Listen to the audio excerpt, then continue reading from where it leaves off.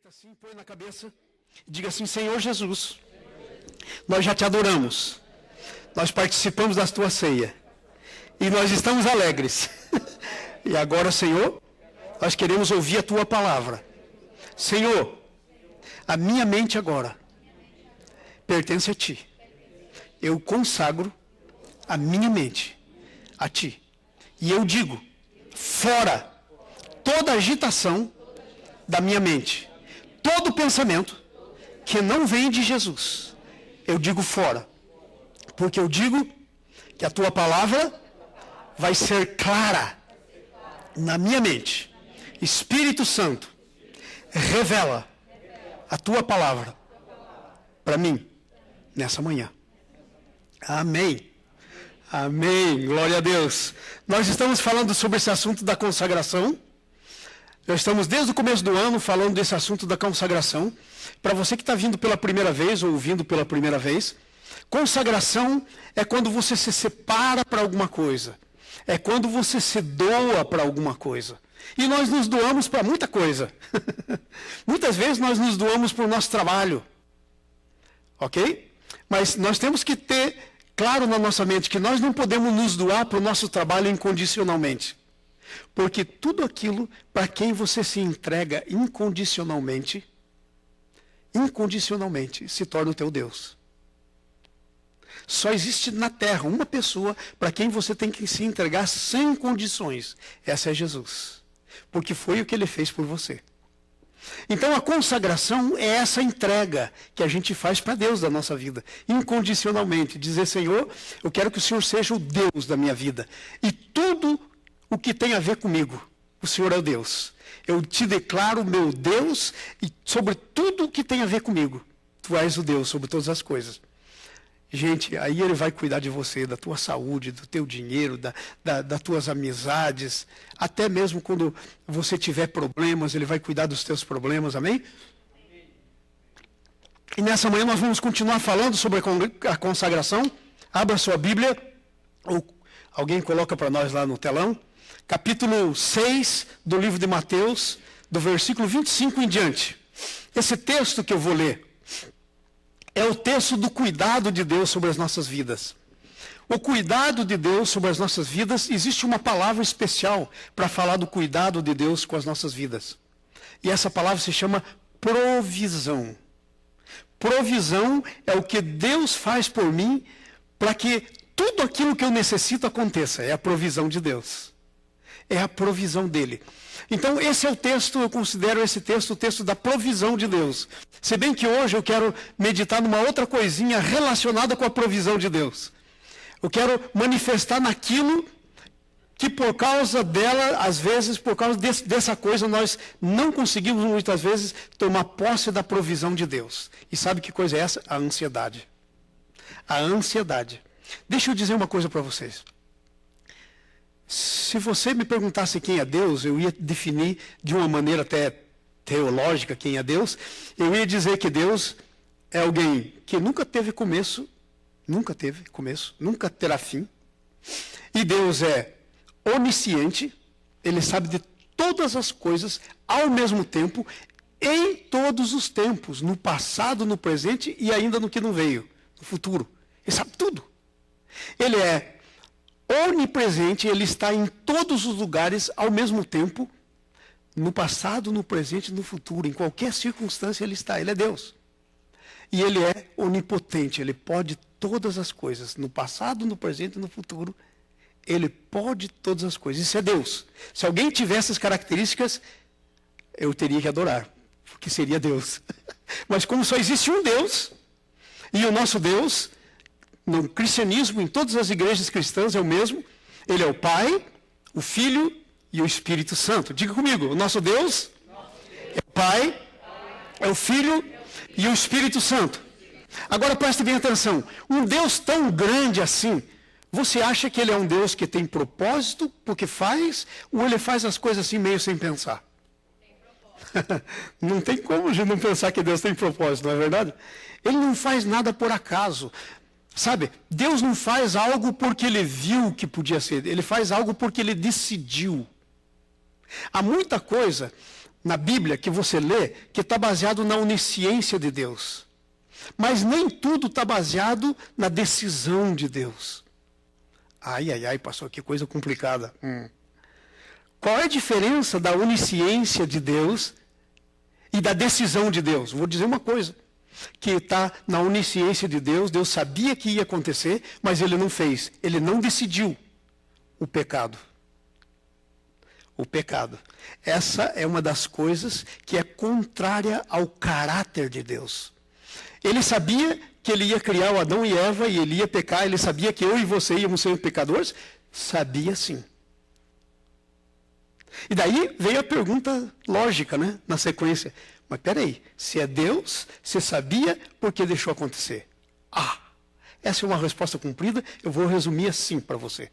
E você vai entender bem por que Ele deixou isso acontecer, se Ele sabia, se Ele tinha poder, e Ele não queria, por que Ele deixou acontecer. Sabe por quê? Porque quando Ele pensou em você, Ele pensou em alguém que seria a sua imagem e a sua semelhança. E Ele pensou em você para poder você ser filho de Deus. Você veio nesse mundo com o destino de ser filho de Deus. Esse é o teu destino. Ser filho de Deus. Agora, se Deus é uma pessoa, a pessoa do Pai, a pessoa do Filho, a pessoa do Espírito Santo, tem uma coisa que se uma pessoa não tiver, ela deixa de ser pessoa. Livre-arbítrio. Se Deus sabia por que deixou o pecado acontecer, porque o livre-arbítrio era tão importante para Deus, que Ele permitiu o pecado entrar. Mas Ele não deixou o pecado por isso mesmo. Ele deu o seu Filho para morrer e resolver a questão do pecado. A questão do pecado, amados, está resolvida. E sabe?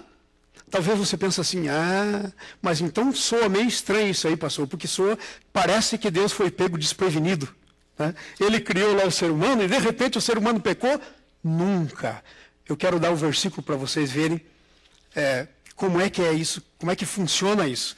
Vai em 2 Pedro. Estão lá? 2 Pedro?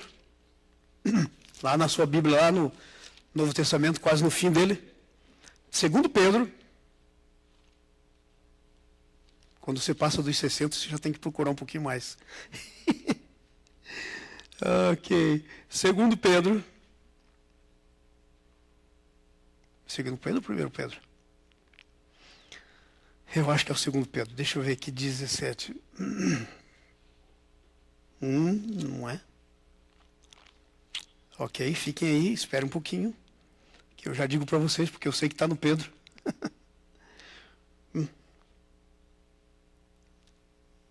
É aquele texto que diz, porque fosse... claro. 1 Pedro, capítulo 22 e 23. Desculpe, versículo 22. 1 Pedro 1, 22. Ok? Esse é o primeiro versículo que eu queria. Veja lá. Vamos ver o 23.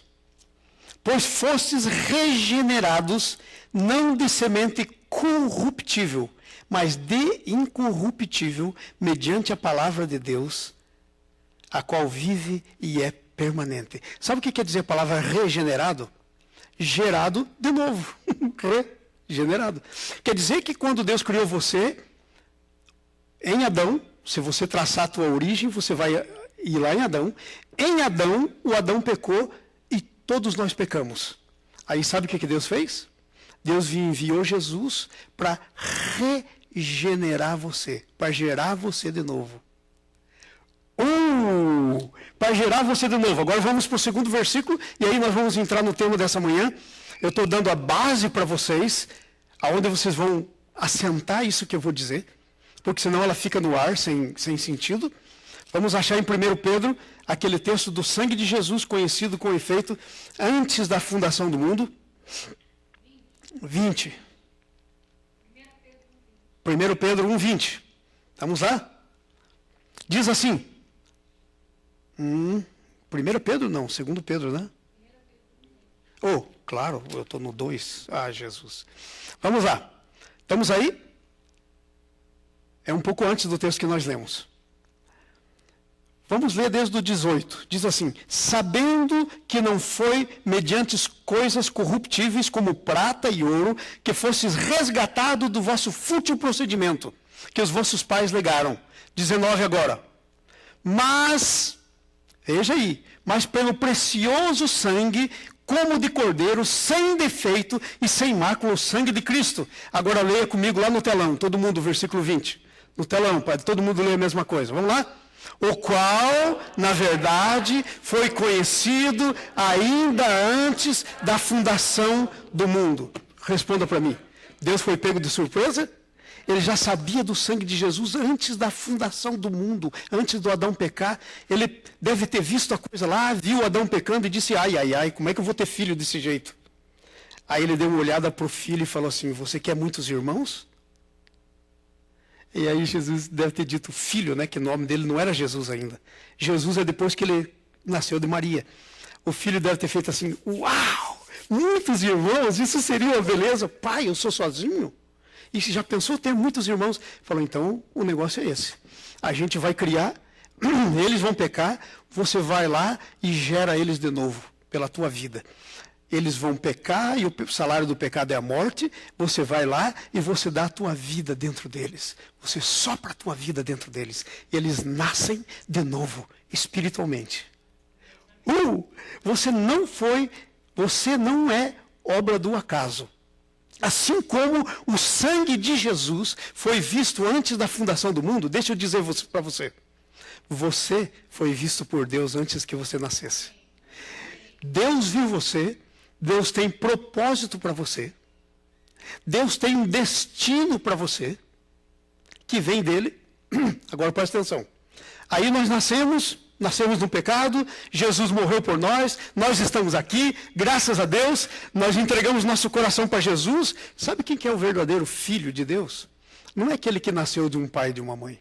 Esse é uma criatura de Deus. O verdadeiro filho de Deus é aquele que deu o coração para Jesus. Porque quando a gente dá o coração para Jesus, a gente nasce de novo. Você entregou teu coração. Ele te deu o coração dele, você entregou o coração para ele. Então você é filho de Deus. Agora presta atenção. Agora vem um pequeno problema. Nós, os filhos de Deus, estamos por aqui e tem muitas coisas competindo com o destino que Deus tem para mim e para você. Muitas coisas. Muitas coisas. Verdade ou não? Ou sou só eu que estou no mundo? Quem sabe eu sou marciana, só em Marte que tem muita coisa competindo. Né? Muita coisa competindo, muita coisa. Uma grande dessas coisas que compete com a gente, com o destino da gente, é o trabalho. Ai, pastor, mas como é que o trabalho compete com o meu dia? Porque o trabalho, gente, fácil, vira o nosso Deus. Porque o nosso Deus é aquela coisa mais importante que nós temos na vida. Quando o trabalho começa a ser assim, o dinheiro, segundo Jesus, o dinheiro pode virar um Deus na nossa vida. E ele é um Deus mau, porque é um demônio. E Jesus deu até o nome dele. Chama-se Mamon. Está lá escrito no Evangelho. Então, o dinheiro em si, ele não é nada. Mas se você colocar o seu coração lá, se você colocar o seu coração no trabalho, se você colocar o coração mais do que tudo, em qualquer coisa que seja, pronto, você fez daquilo o seu Deus. Então há muita coisa nessa vida que pretende ser o nosso Deus. Ok? E tira a gente do nosso destino, essa é a verdade. E sabe como é que nós saímos do nosso destino? Quando as coisas naturais desse mundo começam a fazer pressão na nossa vida e começam a gerar ansiedade na nossa vida. E aí, ao invés de a gente fazer as coisas principais, a gente vai fazer as coisas que demandam o nosso tempo. E a gente se torna uma pessoa reativa. Aconteceu isso, eu tenho uma reação. Aconteceu aquilo, eu tenho uma reação. Deus não criou você e eu para sermos reativos. Deus criou você e eu para sermos proativos. Qual a diferença de reativo para proativo? Reativo é o bombeiro, vive apagando fogo. Proativo é a pessoa que instala todo o sistema para não deixar pegar fogo. Esse é proativo. É aquele que evita o negócio, que faz a coisa principal antes que ela aconteça. Um exemplo simples, está na cabeça de vocês aí, todos os sprinklers. Se pegar fogo aqui, vocês vão ficar molhadinhos. Porque teve alguém que foi proativo, pensou na possibilidade, foi lá e agiu antes. Mas o bombeiro é só reativo, ele só toca a sirene quando já pegou fogo. Já viu o bombeiro indo num lugar que não tenha fogo? Seria uma coisa de doido. Então, o que eu estou tentando dizer para você, nós precisamos separar de ser bombeiros na nossa vida, com as nossas coisas. E como é que nós somos bombeiros? Como é que nós viramos bombeiro? Por causa da ansiedade. A ansiedade nos torna bombeiros, apagando fogo o tempo todo. E aí não temos tempo para as coisas mais importantes. Vamos ler o nosso texto? Capítulo 6 de Mateus 25 até o 34. Esse texto eu considero o texto da provisão de Deus. Quando Deus pensou em você, gente, Deus é super. Quando Ele pensou em mim, Ele pensou em tudo que eu ia precisar para a minha vida. Quando Deus pensou em você, Ele pensou em todas as tuas necessidades, desde o dia que o espermatozoide da sua mãe encontrou do seu pai, seria estranho, né, da sua mãe, o espermatozoide do seu pai encontrou com o óvulo da sua mãe e se tornou um ovo. Sabia que você, antes de tudo, você foi um ovo? Um dia, um ovo, primeira célula. E aí ela começou a se repartir desde aquele dia. Sabe por que você nunca foi abortado? Porque Deus tinha um plano para a tua vida. Deus tinha.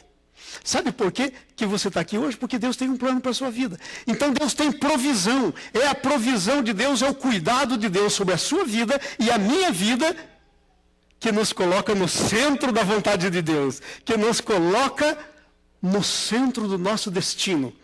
Diga comigo, levanta sua mão, diga comigo, Senhor, me ajude, porque eu quero andar no centro do meu destino. Agora, deixa eu só te contar uma coisa. Olha todo mundo aqui para mim, por favor. Não que eu seja bonito, mas olha aqui para mim, porque você tem que entender a palavra que sai da minha boca. O destino que Deus tem para você é muito maior do que você mesmo. Porque se ele for destino de Deus, ele tem que ser maior do que você. Agora, se ele for destino teu, aí ele é do teu tamanho. Mas não foi você que planejou o teu destino. Foi Deus que planejou o teu destino. Ele é muito maior do que você. Porque o teu destino, ele só vai conseguir acontecer se você andar nas possibilidades de Deus. Gente, olha aqui, ó. A Nice que anota a frase, anota essa frase, Nice. Se eu andar nas minhas possibilidades, eu vou estar andando num destino que eu programei para mim mesmo. Se eu andar nas possibilidades de Deus, essa é a diferença. Eu vou estar andando no destino que Deus programou para mim. Agora, sabe de uma coisa? Na maioria das vezes, eu estou andando no destino que eu programo para mim. E esse é o meu problema. E esse é o seu problema. Não é só o meu, esse é o nosso. É que, na maioria das vezes, nós estamos andando naquilo que nós programamos para nós. E a gente, às vezes, nem sabe o que Deus programou para a gente. A gente nem descobre isso. E nós temos que descobrir. Então, escute aí o Mateus. Presta atenção. É a provisão de Deus. E também está falando desse negócio da ansiedade, que tira você da provisão do destino. Veja aí, ó. Por isso vos digo, não andeis ansiosos. Está vendo a ansiedade? Pela vossa vida. Quanto ao que haveis de comer ou beber, nem pelo vosso corpo, quanto ao que haveis de vestir. Agora presta atenção, não é a vida mais do que alimento, e o corpo mais do que as vestes? Agora presta atenção nisso, olha que negócio tremendo. Observai as aves do céu. As aves do céu são criaturinhas de Deus. Nós somos mais que as aves, porque nós somos filhos. Mas a ave é criatura, ela não é filho. Então, veja as criaturas de Deus. Observai as aves do céu. Não semeiam, não colhem, não ajuntam em celeiro, contudo o vosso Pai Celeste as sustenta. Provisão. Deus faz provisão para os bichinhos dele, para as aves dele. Deus faz provisão para toda a criação dele. E muito mais ainda para nós. Para nós existe uma provisão especial, porque eu e você somos filhos. Provisão que o pai tem para o filho é muito melhor do que ele tem lá para o filho do vizinho. Entenderam? Você é filho. Agora veja. Qual de vós? Não, ainda não terminamos, né? não ajuntem celeiros, contudo vosso Pai Celeste a sustenta. Porventura, não valeis vós muito mais do que as aves? Presta atenção nisso. O teu destino que você está vivendo dita o valor que você tem. Se você estiver vivendo um destino proposto por você mesmo, nas tuas possibilidades, do teu tamanho, aquilo que você pensou para você mesmo, não o destino que Deus tem para você, você é igual a uma ave. Você é igual a um passarinho. Você ficou no natural. Qual é o teu valor? O teu valor é ditado pelo destino que você está vivendo. Ele vai dizer qual é o teu valor. Gente, presta atenção, olha aqui para mim. Ó. Aqui nos Estados Unidos, a gente tem um negócio chamado Social Security. Raios que me partam que tudo que é lugar que você vai, Social Security. Qual é o seu Social Security? Qual é o seu... Os 4 últimos números do seu Social. Liga para qualquer lugar, veja. Você quer saber por que é assim? Porque quem eu sou aqui, eu sou um consumidor. Agora, eu vou dizer uma coisa. Ser consumidor não é parte do meu destino. Desfrutar as coisas de Deus é parte do meu destino. Mas ser consumidor, comprar, e depois ter que trabalhar para poder pagar as contas, não é destino de Deus para a minha vida. Eu não sou um número, eu não sou um consumidor. Você não é um consumidor. Você é alguém que Deus pôs aqui para desfrutar das coisas que Deus tem para você, da provisão que Deus tem para você. Porque se hoje você for levantar dessa cadeira ou de qualquer outro lugar e por alguma razão você der uma torcida na sua coluna e não puder andar mais, como vai ser você como teu provedor? É melhor você crer em Deus para ser o teu provedor do que em você. Às vezes a gente pensa que nós somos os nossos provedores e não entendemos. Então olha só como é que segue o texto. Não valeis vós muito mais do que as aves? Ou qual de vós, por ansioso que esteja, pode acrescentar um côvado é 50 centímetros. Qual de vós, que por mais ansioso que esteja, pode acrescentar um côvado no curso da sua vida, 50 centímetros no curso da sua vida? De jeito nenhum de nós pode. Gente, se fosse possível, os ricos seriam imortais, porque eles iam aplicar todo o dinheiro para isso. Mas não interessa o que você tenha, não é possível. Não é possível. Então presta atenção, o que diz aí? E por que andais ansiosos quanto ao vosso vestuário, considerai como crescem os lírios do campo, as florzinhas do campo. Eles não trabalham, presta atenção, não trabalham, não fiam. Eu, contudo, vos afirmo que nem Salomão, que foi o rei aí da Bíblia, que era o cara que foi mais rico do mundo, até hoje não existiu alguém mais rico que ele, o Salomão. Eu vos afirmo que nem Salomão, em toda a sua glória, se vestiu com uma dessas florzinhas que estão no campo. Lá em casa nós gostamos de orquídea, Nice gosta, eu gosto. Eu acho que eu herdei isso do meu falecido sogro que gostava de orquídea. Nós temos muitas orquídeas lá em casa. Gente, é coisa mais linda. Às vezes eu começo a olhar naquelas orquídeas, eu vejo assim as cores. Elas às vezes têm um degradê, tem uma coisa assim, eu fico pensando, gente, como Deus é cuidadoso com as orquídeas. Agora você imagine como Ele vai ser cuidadoso comigo, que sou mais do que uma orquídea, que hoje está lá e daqui a pouco ela vai morrer e pronto, não tem nada que possa fazer. E não dura muito. Imagine você e eu que somos filhos. Então ele diz assim, nem o Salomão se vestiu na glória. Se Deus tem a provisão para os passarinhos, para as ervas do campo, quanto mais para você, a provisão de Deus. Ok? Se Deus veste assim, a erva do campo, que hoje existe, amanhã é lançado no forno, quanto mais vós outros, os homens de pequena fé. E aí já deu uma dica para a gente.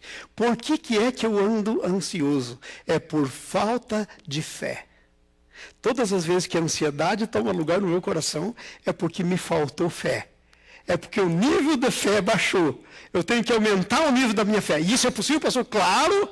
Faça oração, leia o Evangelho, leia a Palavra de Deus. São coisas que aumentam a tua fé. É verdade, são coisas simples. Quanto mais os outros homens de pequena fé. Portanto, não vos inquieteis. A inquietação. Não vos inquieteis, dizendo, que comemos, que beberemos, ou com que nos vestiremos? Os gentios, sabe quem eram os gentios? Era gente que não acreditava em Deus. Eram os gentios. Os gentios é que procuram essas coisas. Pois o vosso Pai Celeste sabeis que necessitais de todas elas. Está pensando que Deus não está preocupado com você? Hoje eu tenho uma grande notícia para a tua vida. O Pai está olhando para você e vendo qual é a tua necessidade, para suprir a tua necessidade. Está escrito aqui, é isso que está escrito aqui, em outras palavras. E você imagina que eu nem comecei a pregar, eu só estou lendo o texto. É tremendo isso. Deus falou comigo, vai falar com você. Porque os gentios é que procuram essas coisas, mas o vosso Pai Celeste sabe que você necessita. Agora vem a chave. Então como é que eu me posiciono? Como é que eu me arrumo para entrar nesse destino? Como é que eu saio desse negócio todo? Aí vem a chave agora. Veja aí. Diz assim. Portanto, buscai, versículo 33. Buscai, primeiro, o reino de Deus e a sua justiça. E estas coisas vos serão acrescentadas. Não vos inquieteis com o dia de amanhã, pois o amanhã trará os seus cuidados. Basta cada dia o seu próprio mal. Não sofra adiantado. Em outras palavras. Então agora presta atenção. Veja o que eu escrevi aí no boletim para você levar para casa, você ler, não esquecer. Eu fiz essa introdução. Consagração requer um tipo específico de relacionamento com Jesus. Qual era o tipo específico que a gente leu aí no texto? Fé. O tipo específico é fé. Você tem que crer nele. Se você crê nele, ele vai fazer. Ele vai fazer. Porque se ele não fizer, ele fica desacreditado. E ele é fiel. Se você tem fé, gente, fé é um negócio tão tremendo que uma definição assim bem simplória de fé é algo que pelo Espírito é gerado no teu coração, e quando você crê em Deus, a tua fé tem o poder de mover a mão de Deus. E onde que está escrito isso? Lá em João, por exemplo, 14. Pedi e dar-se-vos-á. Lá em Mateus também, em todos os lugares na Bíblia. E tem mais, em João diz assim, até agora nada tendes, porque nada pedis. Peça e eu me movimento, em outras palavras. Peça e eu garanto, em outras palavras. Então, olha só, requer um tipo de relacionamento com ele, pela fé, pela fé. Agora, olha só, o texto nos mostra que a ansiedade desvia nosso foco das coisas pelas quais devemos lutar. Por que você tem que lutar? O texto disse no fim do texto, buscai em primeiro lugar o reino de Deus. Essa é a tua luta, buscar o reino de Deus. E as outras coisas vos serão acrescentadas. Então nós invertemos, nós buscamos as coisas que Deus quer acrescentar. O que é acrescentar? É dar de graça, é pôr a mais. E nós começamos a buscar, a pedir para Deus acrescentar o que Ele quer que a gente busque. Deus quer que eu e você busquemos o reino dele em primeiro lugar. O resto ele acrescenta. Mas o que é que eu e você fazemos? E eu estou sendo honesto, pelo menos comigo. Não sei se você está fazendo, mas eu acho que você é parecido comigo. O que eu e você fazemos? Nós buscamos o que Deus quer acrescentar e queremos que Deus acrescente o que Ele quer que a gente busque. Você viu a inversão de valores? A gente inverte os valores. E daí sabe o que acontece? Chega no fim da semana, a gente não aguenta mais o cansaço. A gente não aguenta mais a rotina. A gente não aguenta mais. Você está entendendo? Você está entendendo o que eu estou dizendo? Será que só eu? Será que Deus está falando só comigo ou está falando com você? Eu sei que Deus está falando comigo. Eu sei que você está entendendo. Agora veja, quanto disso que eu estou dizendo é verdade. Para pensar no teu dia a dia. Para pensar. Por que nós andamos ansiosos? Ansiosos. E sabe, o pessoal que mais experiência tem de ansiedade é quem acabou de chegar aqui. Ai, que ansiedade danada. Como é que vai ser lá? Como é que vai ser as coisas? Como vai ser isso? O desconhecido causa ansiedade. Não deveria. Sabe por quê? Porque pode ser desconhecido para você, mas não para o teu Deus.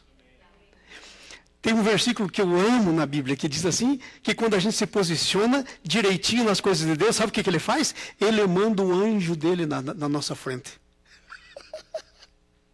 Você está entendendo? Ele manda o anjo dele na nossa frente. E tem certas coisas que às vezes nós nem pensamos muito bem, e que às vezes nós até pensamos que fizemos por nós mesmos, mas era o próprio Deus nos movendo para tomar aquelas atitudes. Era. Às vezes nós nem perguntamos direito, mas deixa eu dizer, Deus não é só soberano quando você sabe o que você está fazendo. Se Deus fosse só soberano, olha aqui para mim todo mundo, recebe isso que eu estou dizendo, para a tua vida. Pegue na tua vida isso. Se Deus fosse só soberano na tua vida, quando você sabe o que está fazendo, você era roubado. Você estava mal de situação. Porque a grande maioria das horas da nossa vida, nós não temos verdadeira consciência do que estamos fazendo. É assim, é verdade. Nós pensamos que é alguma coisa. Quantas vezes você já fez coisa que você pensava que era isso e deu outra? Deus é soberano todo o tempo sobre a minha vida e a tua vida. E presta atenção, você pode pensar que você veio aqui por a razão que você veio, mas deixa eu dizer para você, você não veio aqui pela razão que você pensou que você veio. Eu saí do Brasil certinho qual era a razão que eu vim para cá. E eu orei a Deus para vir. Eu vim aqui porque eu queria fazer o mestrado em comunicação transcultural, que é o que eu preciso para ser missionário, é comunicação entre as culturas, eu fiz isso na Universidade de Colômbia, e aí eu queria fazer um PhD, um doutorado em educação, porque depois que você se torna pastor, eu sou bacharel em teologia, mas depois que você se torna pastor, tudo é educação, tem que educar o povo, então tem que saber como educar. Eu disse, Deus, eu sou pastor, eu não sei nada de educação, vou aprender sobre educação. Foi isso que eu vim para cá pensando. E eu vim e fiz, Deus me abençoou e eu fiz. Mas o propósito de Deus para a minha vida nessa nação era muito mais do que eu podia pensar. Era muito maior, eu nunca pensei, eu não tinha na minha cabeça, e se você perguntar para a Nice, ela detestava, porque ela tinha umas experiências muito más com os gringos que iam lá na casa dela. Ela detestava a ideia de vir para cá. Um pouco antes de a gente vir para cá, os nossos pastores, vocês sabiam que eu tenho alguém que é meu pastor? Se chama Pastor Phil, muitos de vocês os conhecem. Ninguém pode ficar sem um pastor para cuidar da sua vida. Jesus é o primeiro grande pastor, mas depois tem que ter alguém que Deus possa abençoar você para cuidar da sua vida. Então, eu tenho o pastor Phil, a esposa dele estava lá na nossa casa em Foz do Iguaçu, um dia na igreja, e o pastor Phil estava pregando isso há 20, quase 5, 6, sei lá, muito tempo. Quanto tempo foi isso, velho? Por aí, uns 25 anos. Veja, por aí. Já nem lembro direito. Não é que a esposa do pastor Phil me dá uma palavra para Nice que ela ia vir para os Estados Unidos? E a Nice pensou, tá furada, é essa palavra aí? Tem nada a ver. Adivinha onde ela acabou? Cidadã americana, a dona Eunice.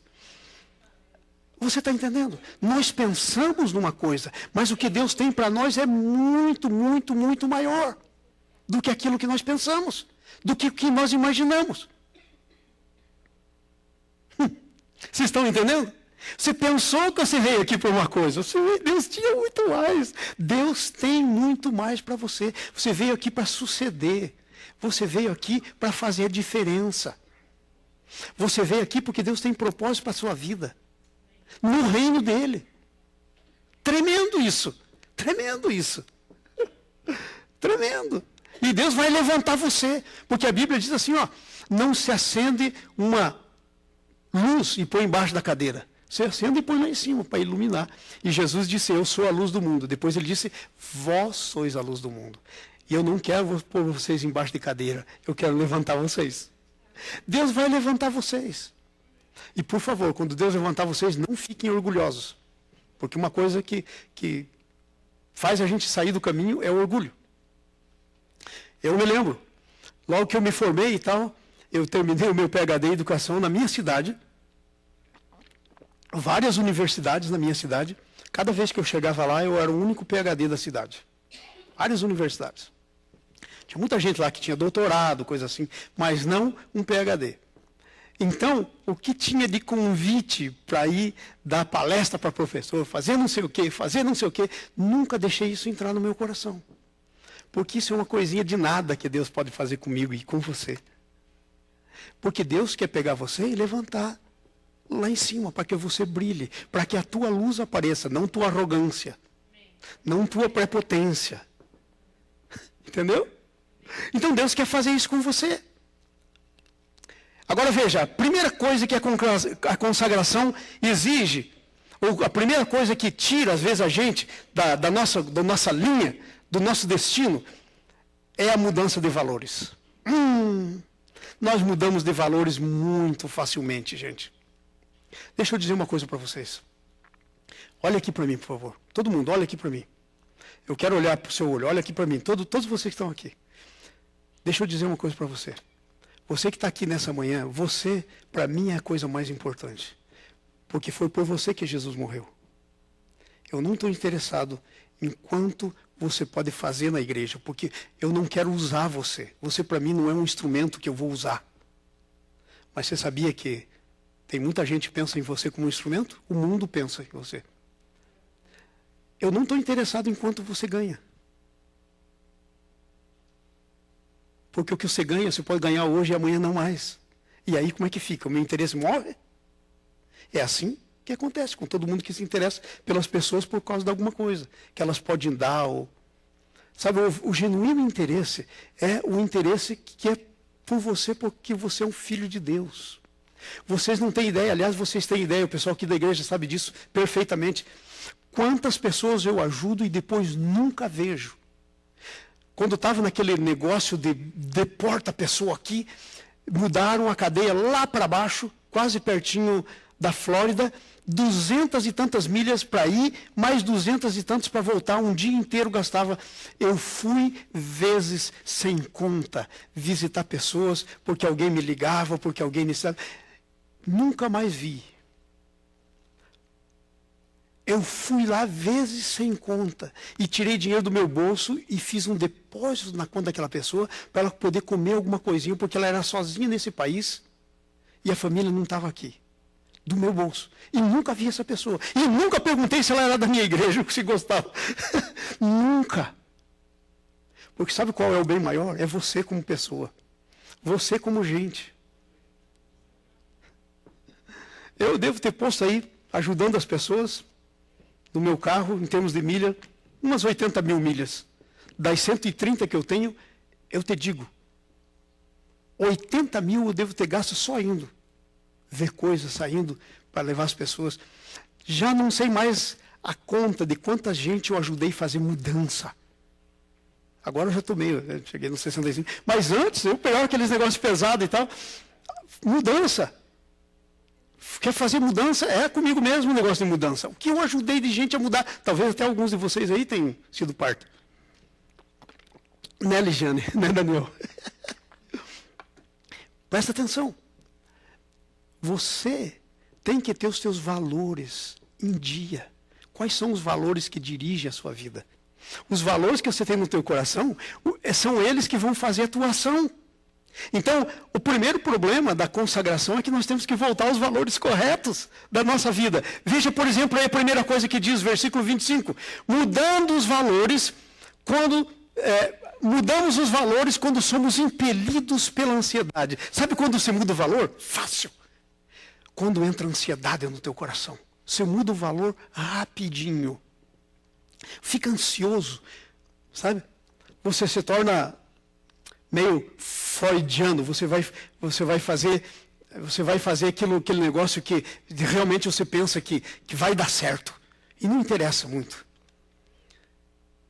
É interessante isso, as mudanças. Olha só, versículo 25, veja o que diz aí no 25. Pois vos digo, não andeis ansiosos pela vossa vida, quanto o que haveis de comer e beber. A vida é uma coisa, o que você come é outra, o que você bebe é outra. Nem pelo vosso corpo, quanto que haveis de vestir. Não é a vida mais do que alimento e o corpo mais do que as vestes? Gente, sabe qual é o valor principal que você tem? A sua vida. A sua vida não consiste no que você come. Vocês estão lembrados de Jesus? Quando ele foi começar o ministério dele, o Espírito Santo levou ele para o deserto, para o diabo tentar. 40 dias em jejum, sem comer nem beber. Aí ele teve fome. Aí o diabo disse, você é filho de Deus, cara? Transforma essa pedra aqui em pão e come. Para que você está desse jeito aí, com essa necessidade? Jesus disse, nem só de pão vive o homem, mas de toda a palavra que procede da boca de Deus. Em outras palavras, sabe o que ele está dizendo? Deus disse para mim vir aqui e não comer até que ele me desse de comer. E ele vai guardar minha vida, não interessa se é 40 dias, 100 dias, não interessa. Porque eu estou agora vivendo da palavra que saiu da boca dele. E vou dizer uma coisa, se ele tivesse transformado aquela pedra em pão, ele comia um pão lá, podia até ser um pão bonzinho. Mas sabe o que aconteceu depois da tentação? A Bíblia diz que vieram os anjos de Deus e o serviram. Ele teria perdido o banquete dos anjos. Quantas vezes eu e você estamos perdendo o banquete dos anjos porque comemos pão que a gente transformou da pedra? Quer dizer, perdendo o banquete dos anjos. Porque nós trocamos os valores. Veja, gente. Não me interprete mal, por favor. Eu sei que você é inteligente e não está me interpretando mal. Não estou dizendo que você não tem que trabalhar. A Bíblia tem um versículo que diz assim, quem não trabalha não come. Está escrito.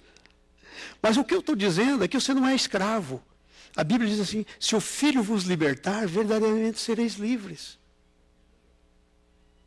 Não adianta você correr, trabalhar. A Bíblia diz, lá em Amós, veja bem, em Amós, está escrito isso, que a gente corre junto, trabalha, ensaca o negócio, só que tem um pequeno problema, o nosso saco é todo furado. Quando você levanta, não fica nada. Seja honesto, eu já passei por essa experiência, você não passou ainda? Que parece que você trabalha e no fim faz as contas, mas cadê o negócio? Para onde foi? Você não sabe nem explicar. Eu já passei por isso, mas eu também já passei pelo contrário. Eu já passei... Nós vivemos pela fé, eu não vou falar disso porque eu já falei tanto aqui na igreja com a Anice 3 vezes. Uma vez a gente viveu 1 ano sem ninguém saber o que a gente tinha e sem ter de onde entrar. A gente até tinha como fazer alguma coisa, nós decidimos deixar tudo que a gente tinha de lado, não tocar, porque eu li esse texto aqui, eu era um cristão novo. Lembro que eu era ateu antes, eu não era cristão. E quando eu li isso aqui, eu falei, uau! Eu quero conhecer esse negócio. Eu li esse texto que eu estou lendo para vocês. E aí eu disse nisso, eu estou pensando assim e tal, a gente não dizer para ninguém que a gente vai viver pela fé, nós vamos só ficar servindo a Deus. O que você acha? Eu esperava que ela dissesse, você está maluco.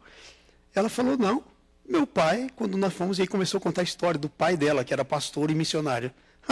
Falei, essa menina é mais doida que eu. Aí nós fomos viver pela fé. Eu vivi os 2 lados da questão.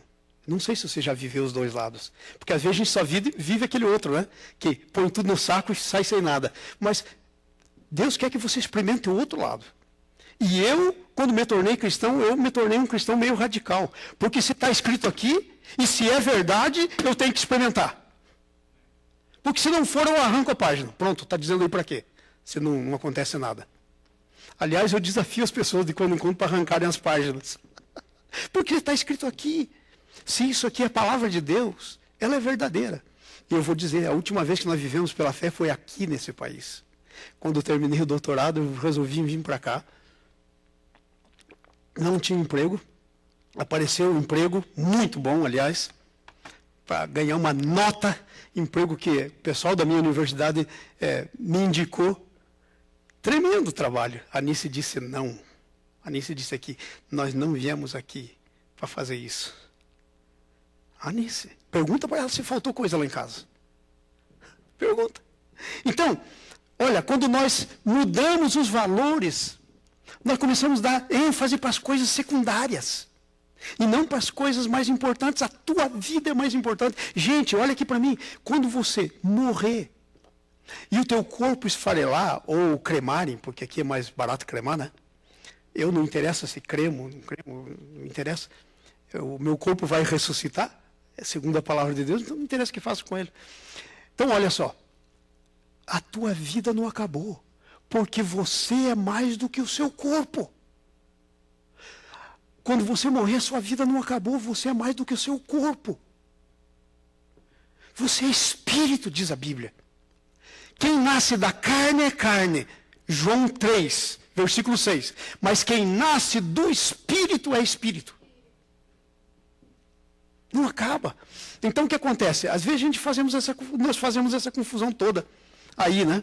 Então nós damos ênfase para coisa secundária. Comida, bebida, roupa. Às vezes até lazer. Lazer se torna às vezes um Deus na nossa vida. Eu não sou contra.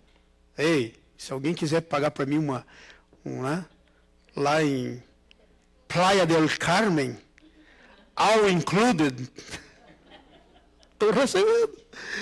Eu já fui para lá nesse lugar. Os irmãos aqui já me pagaram uma vez, que olharam para mim e falaram: pastor, você está cansado, não tem mais jeito. Eu falei: mas eu tenho que levar a sério aqui o negócio. Aí falaram: não tem mais jeito, agora você vai para lá, está aqui a sua passagem. Compraram para mim lá no México, naquele lugar em Cancún, na Praia del Carmen, para ficar uma semana com tudo pago. O que eu comesse, o que eu bebesse, o pessoal vinha trazendo na praia comida. Eu amo isso, mas se eu fizer disso a razão da minha vida, alguma coisa está errada. Totalmente errada. Você está entendendo? Então é isso que nós estamos fazendo. Nós esquecemos que o mais importante é a vida. A sua vida é mais importante. Deixa eu perguntar, como é que está a sua vida? Como é que está a sua vida? Eu vou fazer algumas perguntas, eu quero que você pense. Não é acusação no nome de Jesus. Talvez eu vou fazer perguntas que eu fiz para mim próprio e é verdade na minha vida. Como é que está a sua vida? Eu vou perguntar para você. Quem você pensa que você é? Porque muitos de nós pensamos: eu não sou ninguém, eu não sou nada. Quem disse para você que você não é nada? Será que Jesus se enganou e morreu por você por nada? Duvido que ele ia fazer isso, morresse por alguém que não vale nada. Aliás, você vale o preço que foi pago para você. E sabe qual foi o preço? O Filho de Deus se entregou pela tua vida. Esse é o seu valor. Esse é o que vale a sua vida. Esse é o seu valor. Por isso que para mim você é o maior valor. Porque para Deus você é o maior valor. Eu não posso ter um valor diferente. Entendeu? Então, quem você pensa que você é? Talvez você cresceu num lar dizendo: você não vale nada, você não presta para nada, você não pode. Deixa eu te dar uma notícia. Jesus, ou o Espírito Santo, deixou escrito na palavra: tudo posso por meio daquele que me fortalece. Se alguém enfiou na sua cabeça que você não pode nada, mentiu para você. É um valor errado. Você pode tudo em Deus. Não há limite. Então você tem que mudar essas coisas. Talvez você não consegue perdoar. É difícil perdoar. Mas a Bíblia diz assim: se você não perdoar, você não vai ser perdoado. Tem muita gente que às vezes está... Eu encontro com um pastor muita gente que está doente por falta de perdão. Tudo por falta de perdão. Deixa eu te dizer uma coisa. Você pode perdoar. Sabe por quê? Porque você já foi perdoado. Porque perdão, quando Deus perdoou você, o perdão, e você deu o teu coração para Ele, e recebeu o coração dele, o perdão entrou dentro de você. Agora, não se engane, você pode estar lutando com sentimentos, com feelings, com sentimentos. Mas perdão não é sentimento. Perdão é decisão. Eu decido perdoar. Foi como Jesus decidiu perdoar. Quando ele estava na cruz, uma das palavras que ele disse: Pai, perdoa-os, não sabem o que fazem. Então, você está entendendo? Os valores precisam estar corretos. Porque a ansiedade entra pela troca de valores. Vamos para frente, para terminar. A consagração deve priorizar a vida. Veja, gente, você tem que santificar a tua vida. Você não pode deixar que o mundo, que o esquema no mundo que está aí, faça da sua vida o que ele quer. Porque você sabia que tem um esquema? É como se tivesse assim, vamos dizer que isso aqui fosse, vamos dizer que nós vamos fazer um filme, a filme é a minha vida. Esta foi a sua vida. Olha o nome do meu filme, o título. Deus tem um script para mim, que é o destino que Ele me deu. Mas o mundo tem um script para mim que Ele quer que eu viva também. Minha opção, escolher qual deles eu vou viver. Porque Deus já fez a escolha dele por mim. Jesus disse assim, não fostes vós que me escolhesses, eu vos escolhi a vós. Ele já fez a opção por mim. Eu vou viver o script de Deus, porque Ele me escolheu para isso. Ele pagou o preço, ele fez tudo o que tinha que fazer. Então, priorizar a vida. Como é que você consegue ter uma dica para priorizar a vida? Muito simples. Observe as aves. Observe as flores. Gente, nós somos inteligentes, mas às vezes a gente olha assim, mas não consigo acreditar. Olha as aves, olha as flores. Deus tem uma provisão para elas. Quanto mais para você. Lá no nosso jardim, lá atrás, lá no nosso backyard, vocês sabem as roseiras que a gente tem. Eu amo rosa. Tem muita rosa lá no nosso backyard. Deixa eu dizer uma coisa para vocês. É coisa mais linda. Mas vem a estação, elas caem tudo. As pétalas você vai tudo. Mas eu tenho uma coisa para dizer para você. Você nunca se vai. Porque você é eterno. Porque você é filho de Deus e Deus é eterno. Ele criou você e depois da hora que ele bateu o martelo e disse, é esse que eu quero, você não tem fim. E essa vida que você está vivendo agora aqui é a tua preparação para você entrar na eternidade. É isso que você está fazendo aqui. Então é bom prestar atenção. Entenderam? Como é que você está se preparando para a eternidade? As flores, as aves, elas vão. Você tem que ser mordomo da sua vida. Sabe o que é mordomo? Mordomo é aquela pessoa, é aquele servidor que pega as coisas que está lá e traz para servir. O mordomo. Então, nós temos que ser mordomos, bons mordomos. Como é que nós estamos? O que nós estamos fazendo com a nossa vida? O que é? O que é que você está fazendo com a sua vida? Se você tivesse que responder para alguém, o que você está fazendo com a sua vida?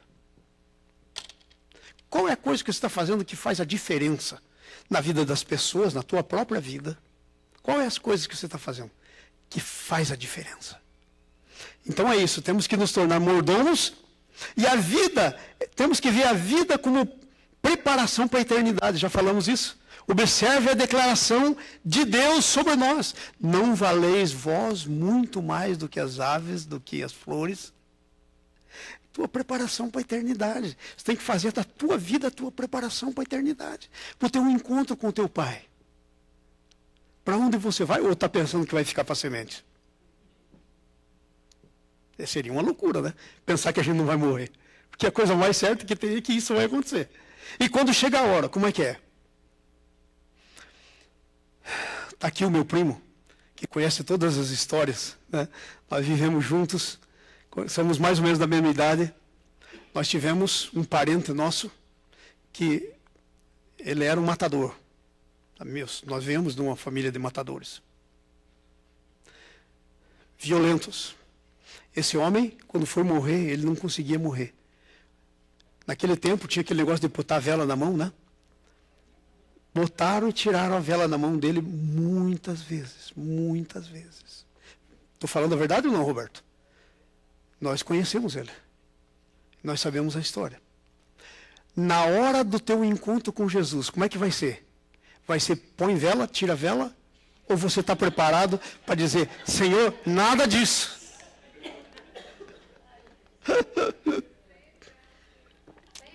Sem vela, no nome de Jesus. O teu encontro tem que ser um encontro de alegria. Você vai estar encontrando com o teu Pai, sabe? Você está em processo. O teu encontro com o Pai, com Jesus, a hora que você for ver, é a finalização do negócio. É o gol da vitória. É o gol da vitória. É isso que Paulo diz. Onde está a morte, a tua vitória? Onde está a morte, o teu orgulhão? E Paulo canta um hino. É a vitória. Vocês estão entendendo isso? Qual a consagração correta? Terminamos, né? Vamos só ler isso e terminar. Qual é a consagração correta? Versículo 30, a segunda parte. É se consagrar para que Deus cuide de nós. Veja a segunda parte. Se Deus veste assim a erva do campo, que hoje existe e amanhã é lançado fora, agora vem a segunda parte. Quanto mais a vós outros, homens de pequena fé. Você tem que se consagrar para que Deus cuide de você. Você tem que entregar a tua vida. Você tem que dizer assim, Senhor, chega! Você sabia que eu já dei esse grito? Só que eu dei um gritão, não assim.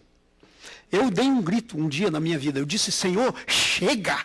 Eu estou tentando levar minha vida, não consigo. E entreguei minha vida para Ele. Falei, chega! Chega! Tem que dar esse grito. De chega. Então, se consagrar para que Deus cuide de nós. A última parte. Consagrar-se para que aumente a sua fé.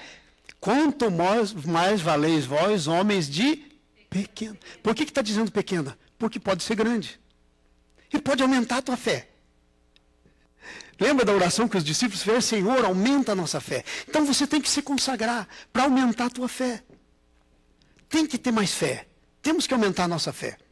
Você tem que se consagrar para vencer a inquietação. Veja o versículo 31 aí, que coisa interessante.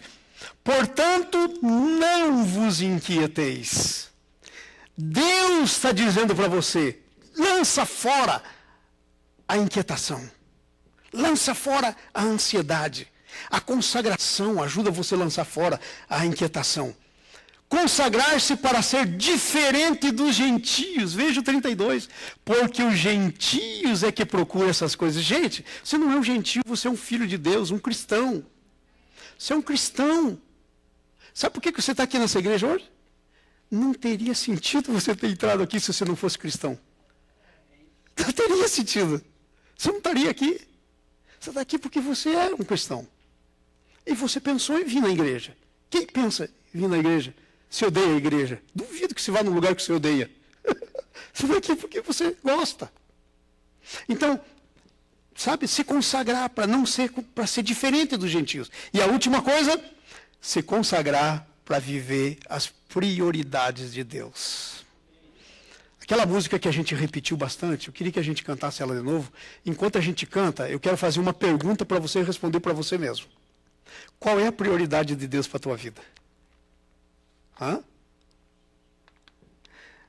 Você não é igual às formigas, porque a prioridade de Deus para a formiga, sabe qual que é? Trabalhar. Trabalha. A única prioridade que uma formiga tem na vida dela é trabalhar. Até o livro de Provérbios fala para os preguiçosos, vai ter com a formiga, preguiçoso. Mas você não é o caso, você não é uma formiga. Qual é a prioridade da tua vida? Se você tem que entender uma coisa, eu quero desafiar você nessa manhã para entender essa coisa. Entenda uma coisa só.